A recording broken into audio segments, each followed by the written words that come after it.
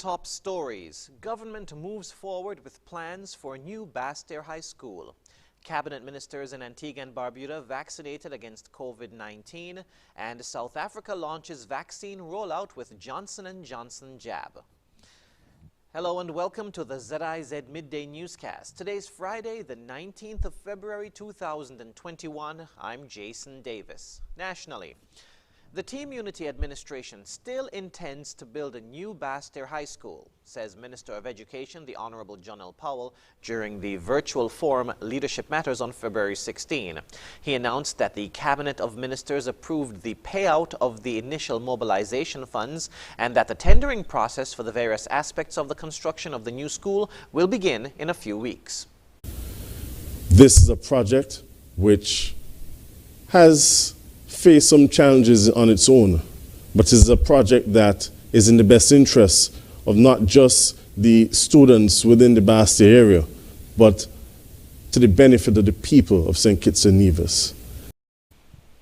The construction of the new school, which will be located at Ponds Extension in East Basseterre, has been in the works since 2015.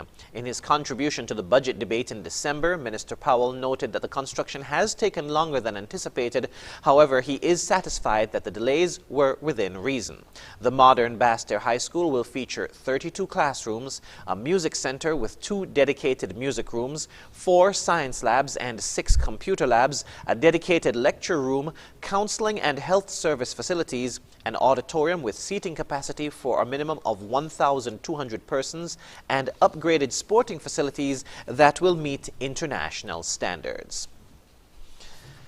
Engineer at the Public Works Department, Livingston Pemberton, gave an update on Phase 2 of the traffic lights installation in Basseterre, where he said that the project is nearing completion. In an interview with the St. Kitts and Nevis Information Service, Mr. Pemberton said, quote, "We would have done Phase 1 and we would have done 3 intersections, and now this is Phase 2.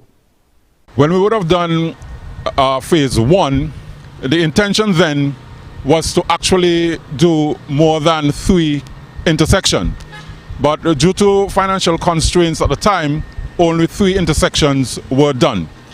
And so in 2021 we are now continuing that project, and we are calling it Phase 2. We are now introducing 7 additional intersections. These would have been influenced by traffic counts that would have been done. We would have looked at the traffic, the movement of the traffic, where they were turning. We were trying as much as possible to ensure that we regulate the flow of traffic within the Basseterre area for now, because this is the concentration for both Phase 1 and Phase 2 of the traffic lights. Mr. Pemberton also pointed out that studies were taken at each intersection, which led to the design for those traffic lights. So a scientific approach was taken.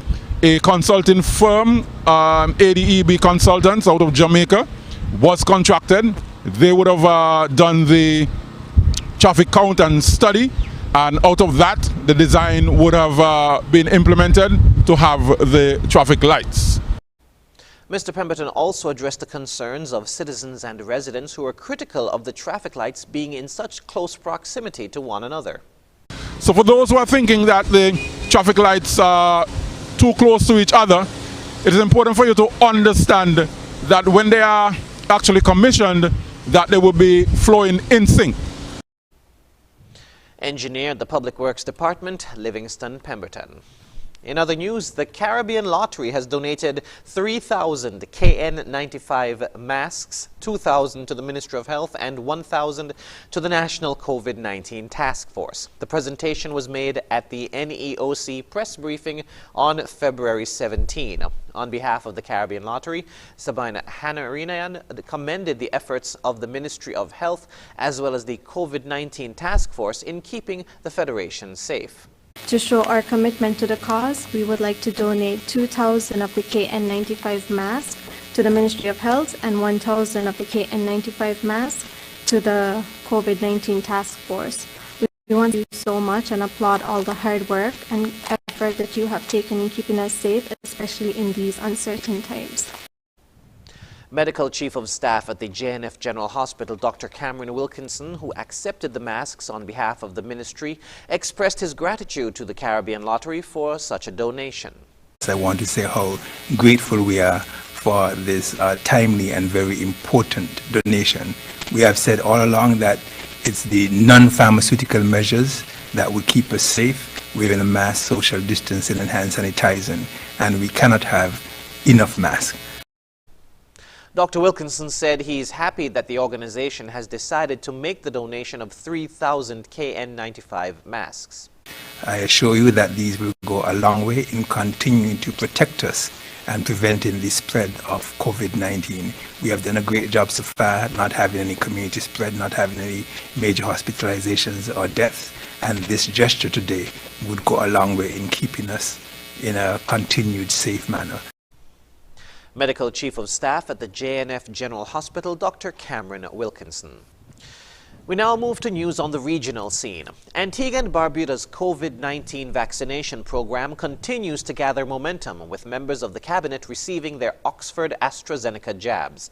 It was a way for the country's executive to demonstrate they were walking the talk on vaccination as they seek to inspire increased public confidence. ABS's Ursel Charles Jr. was at the Prime Minister's office where the ministers rolled up their sleeves to be inoculated. Following the vaccination of 64 frontline healthcare workers on Wednesday, the opportunity to receive their first Oxford AstraZeneca jab is being made available to a number of other priority groups. These include police officers, port workers, as well as individuals employed in the customs and immigration departments. If those have been completed, then of course the next priority would be teachers, and beyond that of course would be the rest of the general public. In order to expedite the vaccination process, Antigua and Barbuda has procured another 100,000 doses of the vaccine. We have already identified someone who is a benevolent person to Antigua and has agreed to purchase these 100,000 vaccines. The information minister says the India-based company would first need trade approval before details can be finalized. We may get it in more than one batch, but the intention here is ensure that we have enough that we can keep the vaccination program running for an abbreviated period of time. Minister Nicholas says the government of India previously committed another 40,000 Oxford AstraZeneca jabs to Antigua and Barbuda, which are expected to arrive at the end of the month.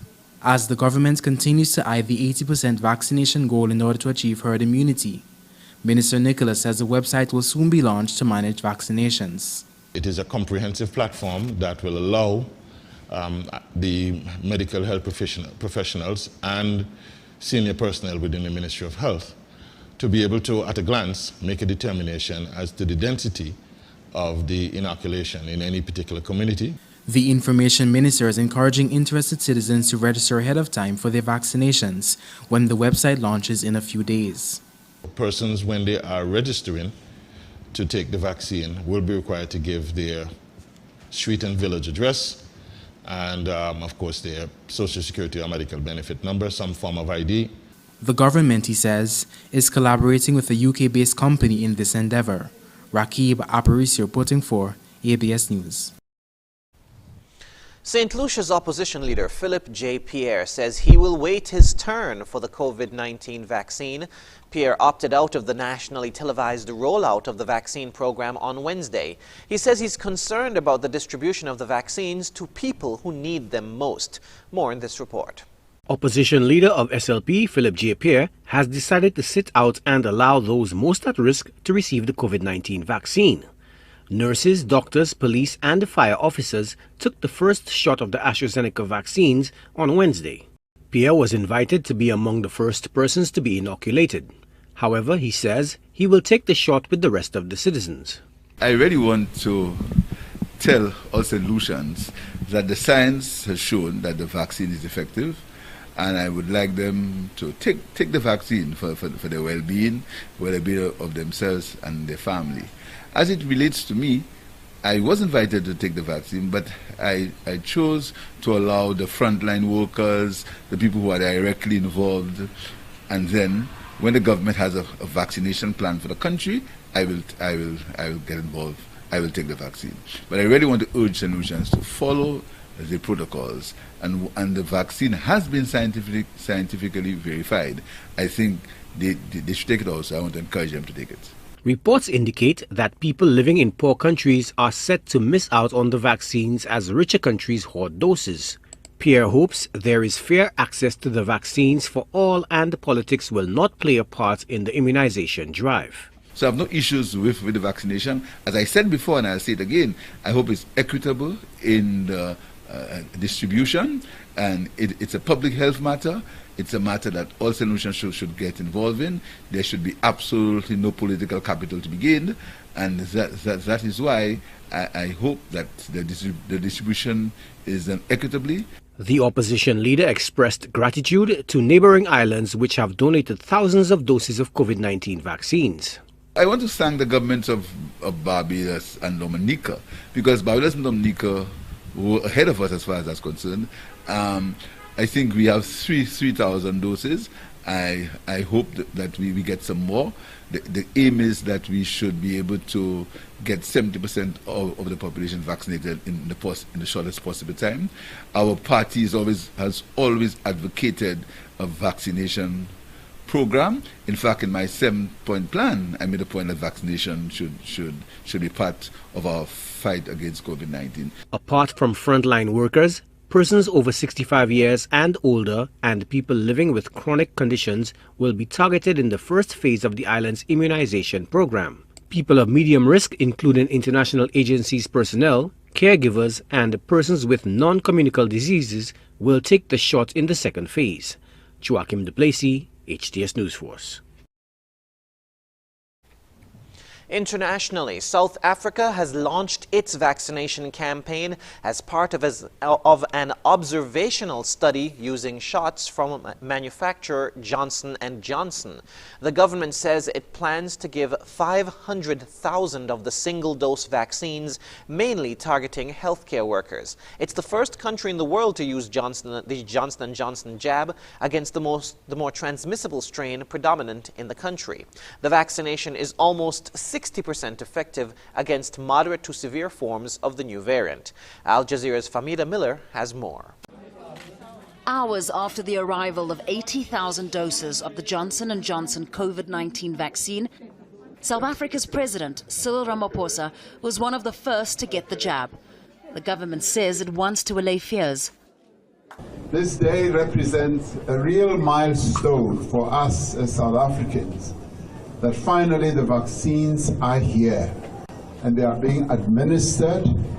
And I was rather pleased that there were 5 people who were vaccinated before me, and they are health workers. This consignment is one of 4 expected in the coming weeks. The government says it plans to administer up to 500,000 of the single-dose vaccines as part of a study mainly targeting healthcare workers. South Africa's bought 7 million more doses for use later in the year.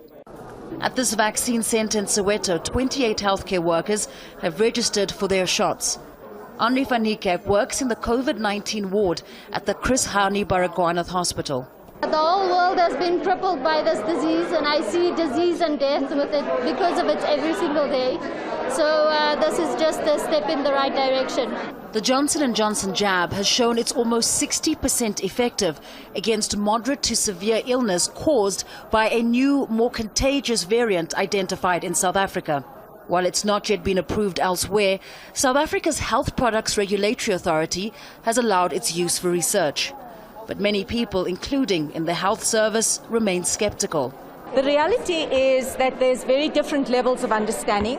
There's obviously a lot of fear associated with the vaccine because of the confusion with the initial one being approved and then moving on to another vaccine.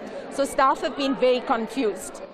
In February, South Africa suspended its planned rollout of the AstraZeneca vaccine. A local study had shown it didn't provide enough protection against the new variant. Once health and essential workers and the vulnerable are vaccinated, the rollout's expected to be extended to the general public. And getting everyone on board is where the government may face its greatest challenge. It hopes to vaccinate 2/3 of the population with about 40 million doses of vaccine to achieve the so-called herd immunity. But it may be many months before South Africa manages to reach that target. Famida Miller, Al Jazeera.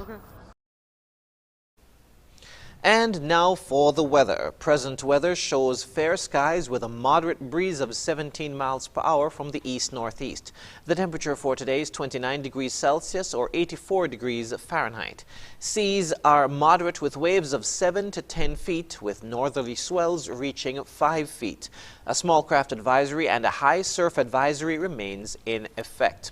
Weather for today and tonight will be partly cloudy and windy with a 20% or slight chance of showers. Sunset today will be at 6:15 p.m., sunrise tomorrow at 6:34 a.m.